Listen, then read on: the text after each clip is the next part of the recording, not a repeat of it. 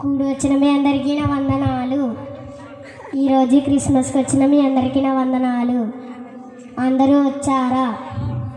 ఒకటో ముక్క నేర్చుకున్నాను. అందరూ వచ్చారా?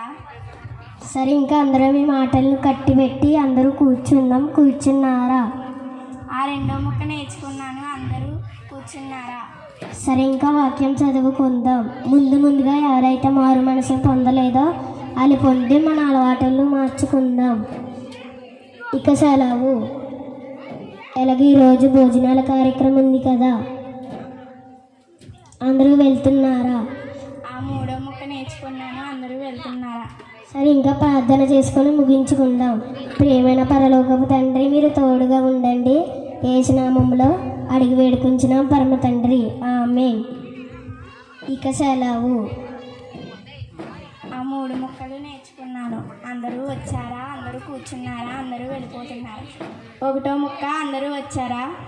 రెండో ముక్క అందరూ కూర్చున్నారా? మూడో ముక్క అందరూ వెళ్ళిపోయారా?